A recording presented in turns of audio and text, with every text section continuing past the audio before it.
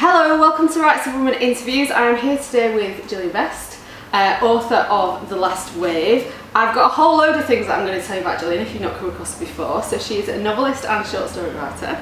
She won the Bronwyn Wallace Award for Short Fiction, which is a Canadian prize. Yes, Canadian is a national prize. Yep. She was second in Unbound Press's Best Novel competition. And that is, I just hasten to point out, this is not the Unbound of like the Kickstarter start your novel, but we rather was just a smaller press that was. Okay. Was that with The Last Wave or with something else? No, that was with something else. That's something else. Okay. Shortlisted for the Bridport Prize and the, I hope I say this right, Wasafiri's New Writing Prize. Yep. And also longlisted for the Right Idea Short Story Prize. True fact. So we're going to be talking mostly though about The Last Wave, which has been published by Freight Books earlier this year. So I want to start, Jill, by asking you about Martha, who is at the heart of the book. For me, it was about a woman wanting to escape from something, so I'm interested in why you wanted to write about a woman escaping from her daily life. Well, in fairness, when I started writing about Martha, when I came up with the character of Martha, what happened was a friend of mine, Richard Stone, who's an artist, was at one of his private views, and I saw one of his paintings, and I had a couple of glasses of champagne, as you do to be social in these situations, and I was looking at his painting, and I was convinced in this painting that I saw a foggy cliff with an old man and a dog staring out to sea in the fog, and I was just kind of like, oh, I wonder what he's looking at. And for me, it was a woman swimming, because I couldn't imagine a woman drowning. Like I'm a swimmer myself, and it just didn't occur to me that people might actually drown. Why would you do that? It's absurd. And so, Martha came to be, and she came to be a swimmer. And I think she is escaping, but I think the really interesting thing for me is that she has the ability to escape. She can swim to France. She knows she can swim to France. And she always chooses to come back. Right. And when she goes and does her training, she always... So for me, the idea that, she could escape to freedom, but it's more about making a choice to come back. Yeah. It's more about the love and the respect that is involved in making that choice every single day. Right. Oh, that's interesting. You've talked about the painting and swimming, but is there more to the idea of her being a swimmer? And partly just because I know it says in your biographical notes that you're a swimmer as well, not that I'm drawing a parallel, but I think the swimming thing is interesting in the fact that she decides to swim the channel. It's a big commitment. It is, and for her, she very much wants to be someone she wants to be more than the title she is assigned, from the traditional roles in her life. She wants to be more than a mom and more than a wife. And she wants to do something, she wants to make her mark on the world, which I think is something that we all to a certain extent want to do. And so for her, she thinks, well, she's swimming ever since she fell in as a young girl. And she just has this, I think for her, it's not so much about swimming to achieve crossing the channel. For her, it's about that time in the water, and it's about the process. And people have always told me in writing classes and stuff like that, oh, it's the process, and I've always been like, oh, that's such utter bullshit. I got the process, I got the results, people. And so when I was writing this, I was like, oh yeah, okay, I get what people are talking about the process now, because it's actually the act of doing it is the thing that she likes the most. It's easier to say, oh, I've swum the channel, instead of trying to explain to people why I like being in the water for 21 hours at a stretch. Right. So we've talked about Martha, and she's at the centre of the novel, but really it's about the whole of her family. Yeah. And the dramas and the things that they go through. So what made you decide to write about a bigger cast rather than just the woman in the centre? I don't know if it's a conscious decision. I think for me, when I was writing this, I wrote it over a 3 or 4 month period. I was doing about a chapter a week or chapter every couple of weeks. And what I did was I didn't plot it out, which is unusual for me, because I really like to storyboard and I like an outline. And I think what I've learned from doing this is that actually that takes a lot of the excitement and the energy out of it for me, because then I know what's happening, right? So when I'm writing the book, I'm reading the book at the same time. I'm like watching a little movie go on in my head. And so what I was doing, what I figured out that I was doing unconsciously was kind of setting myself traps. So, I'd be like, okay, so the first chapter starts with Martha's husband, and he's going looking for her. So I was like, okay, well, now she has a husband. And I was like, oh, I wonder, I bet they have kids. And I leave a little thing, I'd be like, oh yeah, and the kids. And I was like, oh, I wonder what the kids are up to. And just this kind of natural but it was a really organic way of doing it, where I would just leave myself little things, like little unfinished things or little things that needed to be tidied up, Right. that would then blossom into another chapter. And so I think it's also interesting for me to see. I'm interested in how, you know, I have a version of how I see myself in my various different, you know, at the office with my friends here, with my friends back home, you know, as a novelist. But it's interesting to see how other people perceive you.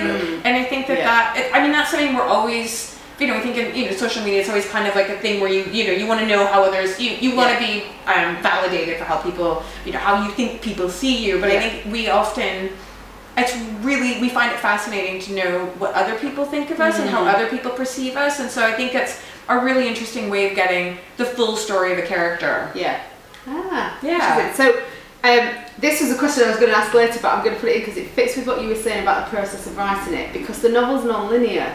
Yeah. So I wondered whether you'd written it in a chronological order and then placed it back, but that sounds like you didn't. I'm far too irrational for that. It literally just came out like that. Like that was how I was like, oh, okay, well, this makes sense to me. And I think, you know, listening to myself like talk shit in the pub and tell like random stories, that's what I end up doing. I'll be like, okay, this thing happened. And I'll get up to the climax and I'll be like, oh, hang on a second. Let me just take you back 3 months to explain why this works. And I think that is how my brain works. And I think a lot of the time that is how our brains work in this sort of linear kind of world. You know, I mean, although that's, you know, how time works, but I think that's not always how we tell our stories.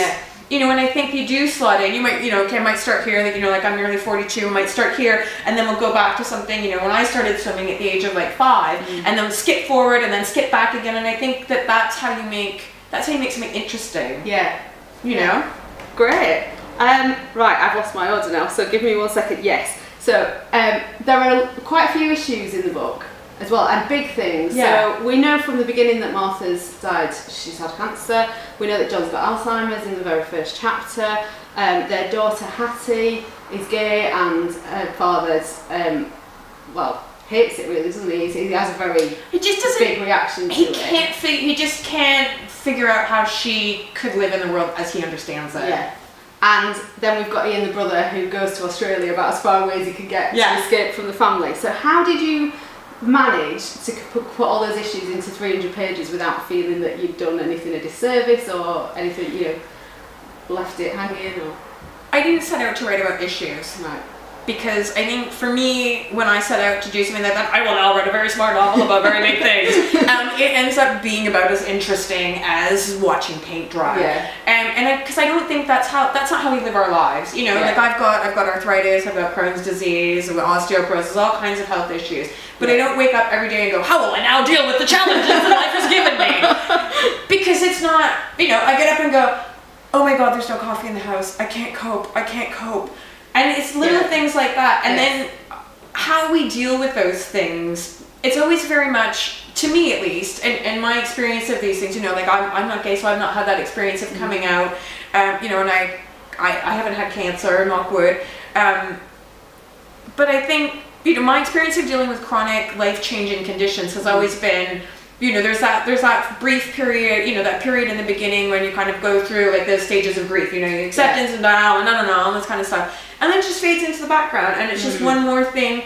And I think that's how we live our lives. Like those things are big when we talk about them because they're big and they're scary and they're unknown and we don't know how to deal with them. And they seem, you know, at the time they are overwhelming and a lot of the times they can be, but we still go about our day-to-day lives. Like you still have to go to work and you're still sort of annoyed because someone didn't like your Instagram post and we're still kind of like, my God, there are people in the queue at the coffee shop. Unreasonable. And we do get worked up about those little things because they're easier to deal with and they're bite-sized. And so for me, that's how I wanted, I mean, that's life to me. Like we all deal with this. Like it's been wonderful going around and meeting people who've been kind enough to read my book and, you know, coming up and saying, well, you know, when my granny had dementia, or when my grandpa had dementia, or, you know, we had cancer in my family, or this is my experience. It's been really nice hearing what, you know, other people talking about that and how it affects them. It's really interesting. Okay, so we've mentioned that Hattie, the daughter, is gay. She's married to Iris, and they've got a daughter, Myrtle, which is an interesting one. I I had a question about Myrtle, so I'm going to leave it because I think it's a nice one for the reader to see how the idea of Myrtle runs throughout the book. But yes, so what I wanted to talk about was the idea of representation, because it's become such a big thing in publishing recently. You've also got two older protagonists, because John and Martha, we see quite a lot of them when they're elderly. So yeah, I'm interested whether you were consciously writing about those, making sure that people were represented, or it was just something that you did naturally. I think it's just, I mean, honestly, it's very natural.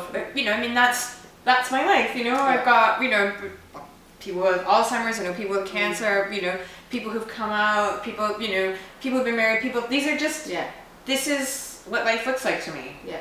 Because this is how life is. And surely the book should represent that. And it's, you know, I mean, there's other things that are a bit more restrictive, you know, like I grew up in a very multicultural world. You know, I grew up in a bilingual country, and, you know, Dover's not like that. You know, which is no fault of Dover's, it's just, that's how Dover is. And so, you know, there's certain restrictions that I had to, you know, felt it was more authentic to leave it in that way. But, you know, I mean, I think a book is meant to, you know, you're meant to feel comfortable in a book, in that it's meant to, not comfortable as in, oh, it's really easy, but I think you're meant to be able to recognize that as, you know, if it's set in modern, you know, present times, it's meant to reflect that, and that's not a fairly accurate reflection of how my life is, and really, I'm just not that clever, to be perfectly honest with you. I think if I sat down and was like, okay, I will now represent these characters, and I will represent these peoples, and I will make sure, and I think that as much as I just think it wouldn't work for me to do it like that. I think that for me, it's about the story. It's a story I'm interested in telling, and that's why I like reading fiction. I'm interested in the story, what happens next, and those are the people that's the story I wanted to tell. And sort of alongside that, did you have any issues then selling it because people were like, I've heard people talk about the fact that because they were older protagonists in their story that people weren't interested because they said it wouldn't sell. Have you come across any of that when you? Oh gosh, no, not at all. I mean, and I've been reading, you know, Adam Biles has a book that I of course can't remember the name of right now, but it's great. It's set in an old age care home, and it's really cool because he's got these his characters, you know, because a couple of them have dementia, and they're acting out like this sort of like I don't know, P.G. Woodhouse-esque sort of caper, like crime caper that's set in the war and stuff like that. And I've read a fair few books recently with, you know, with older protagonists. I think that's important. I mean, we live in an aging society. We live in an aging population. And, you know, in the next few years, there's going to be more people over 65 than there are under. And so I don't see why you wouldn't be like, oh, I can't publish your book because there's old people in it. I can't publish your book because it's a crap story and it's written to me. Obviously, but I mean, no, it wasn't. That wasn't. I think for me, the barriers to publishing for me were because it's told in multiple first-person narrative with flashbacks. I mean, people were like, it's confusing, and I got a little bit confused with who was talking at the first bit. You know, like in each chapter, and I think that was the thing where people were like, I'm not entirely sure what to do with this. Fair enough. Okay. It's not confusing, by the way. If you just have to pay attention. And last question. My blog's all about women writers. Is there anything by women writers that you've read recently that you would recommend to us that we think we should be checking out, as well as your own book? Well, I mean, obviously Helen McClory's book was excellent. And I'm going to not remember the woman's name. She is Korean, but the book is called The Vegetarian. Han Kang, translated by Deborah Smith. Amaze Balls. Claire Fuller's The Swimming Lessons, I believe it's called. Amaze Balls. I totally read it. I just said Amaze Balls twice. I apologize. That one I got. So my book is put out in Canada and the States by House of Anansi. So it'll be coming out in August, and then a bit later I think in the States. And when I was home at Christmas, I went to meet the lovely women at Anansi, and lovely people, and they gave me Claire's book, because that's her North American publisher as well. And so I was taking the train back to my mom's, and it's normally like when I get on public transport, I'm like knocked. I'm like, that's it, I sleep immediately. I was absorbed in Claire's book. It was just fantastic. Really, really good book. Fantastic. There you go. So, thank you very much for talking to us. My pleasure. Gillian's book is The Last Wave. It is great. Beautiful cover. There are links below for you to buy it. If you have come straight to YouTube, there is a review on my blog, The Rights of Woman, so you can check it out there. Happy reading.